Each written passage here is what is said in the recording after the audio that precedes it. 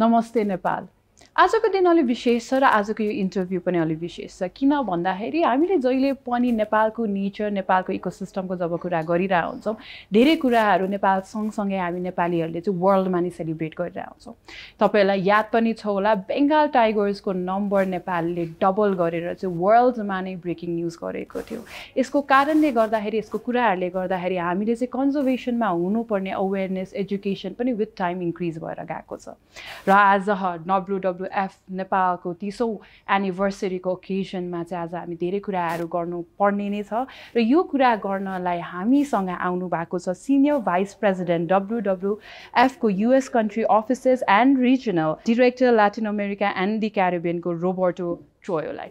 Welcome to Nepal. Thank you. So you are here at Nepal. How your stay has been so far? It has been fantastic. I always come to this country. I love it from the moment that I step down the plane.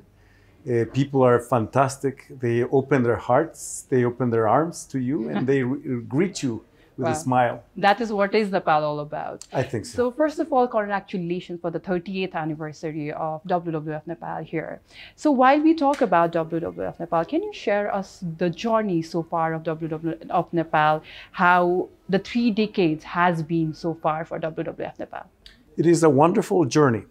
It's a journey that has been confronted by many difficult situations as every other journey. With lots of very good moments, but very sad moments as well. But at the end, this office, WWF Nepal, is one of the examples of great performance. It's a center of excellence for our network. And we're so proud about what this office has accomplished together with others. If there's something that we have learned throughout these 30 years, is that we cannot do it alone, and together is possible. And when we talk about together, how the international collaborations with Nepal has been so far, how the support has been so far? It's a matter of trust. And trust is that glue that brings us together. Imagine this, when you buy a car, you pay a price and you get a car, right? You have something tangible. In our case, we offer the promise of conservation, and that's an intangible.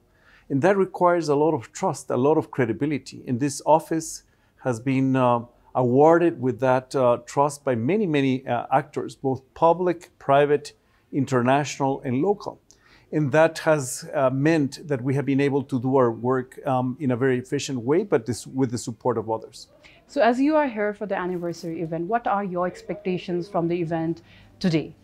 Well, the event is super important for us because we want to recognize those connections that support that we have from government, but also we want to recognize the young people, the people who have devoted and started devoting important parts of their own journey to support the conservation in this country, but also people who have spent more time. And that recognition also has one purpose, is ask them to keep their work and support in a very positive way throughout the decades. Leading by example is something important for us. So those recognitions are also supported by the government. We want to make sure that people understand that working with governments is super important for us. So when you talk about working with the youth, how you want to bring changes in the coming days also, where young people, young generation can take a step forward.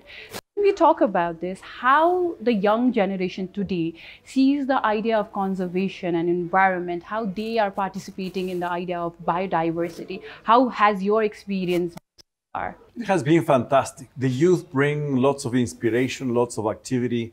They want to change the world, and they are becoming more and more important actors of what we need to have in terms of mobilizing, in terms of bringing others to the table. The youth at this point have more information than any other generation in time.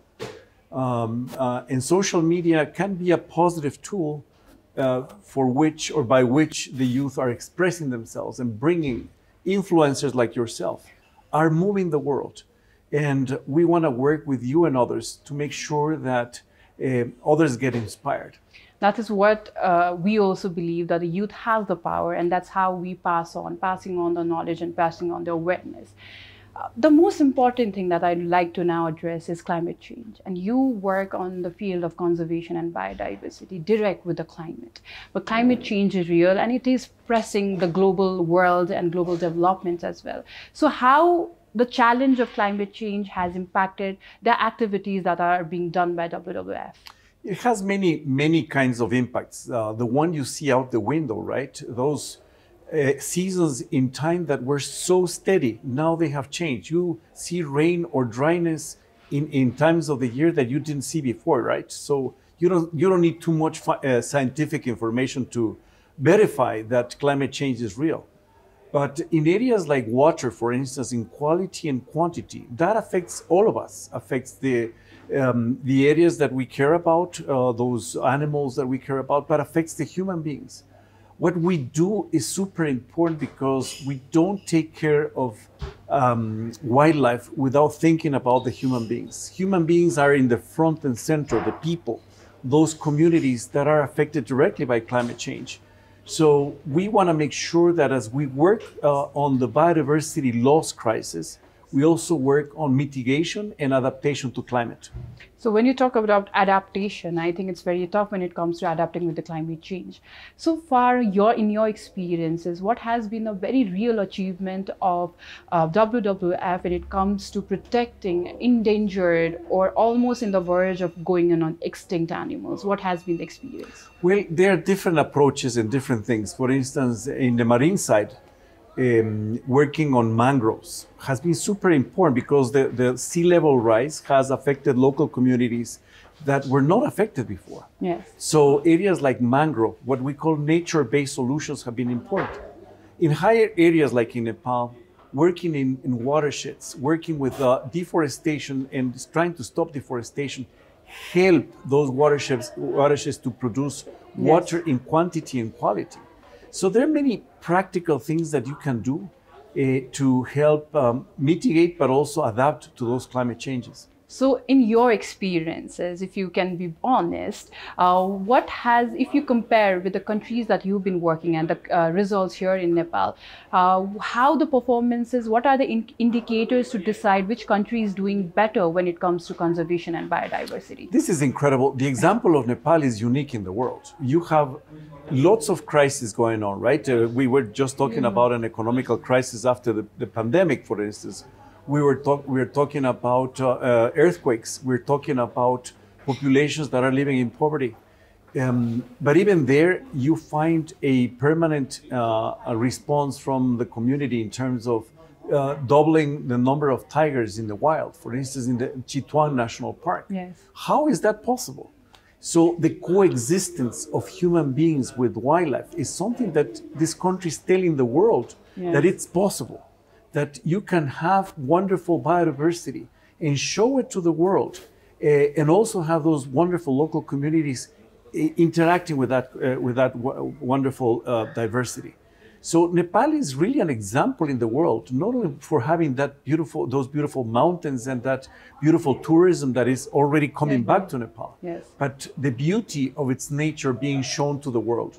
I think that's what, as you said, that is also something the world is loving at. So what would be 3 things that if the world can learn from Nepal when it comes to conservation? I would say number 1, partnerships at all levels. So working with others is super important. Second of all, I would say, as we were talking, bringing the youth to the front and center and having the youth as the new generations take part of the decision making. And third, I would say Nepal has this important approach of putting people in the center. People are at the center. It's not only nature, it's nature and people. Yes, very true. So almost coming to the end of our conversation, what would be your message or to the people who really want to work on the field of conservation, not only in Nepal, but in South Asia or all over the world? What would be your message, how they can motivate themselves to be in the field of conservation and biodiversity? I have this saying that I think tells a lot. When you're pointing something or someone with your fingers, remember that there are 3 fingers pointing at you. Yes, so what is that you're going to do? And there is no small feat. There is no small action. if it's taking care of your garbage, if it's taking care of water, in the efficient use of water, is it working with the community, if it's local? If you go to other places and you show and lead by example, there's no small action that you cannot do in order to work for the environment. So do it, take responsibility. Wow, that's, I think, a very wonderfully put by you. Take the responsibility and do it by yourself if you want to walk on the field of conservation. I'm really grateful for the time you gave us, and I wish you have a wonderful stay while you are here at Nepal, and I wish all the best for WWF Nepal's projects and program coming on. Thank you, Priya. Thank you so much.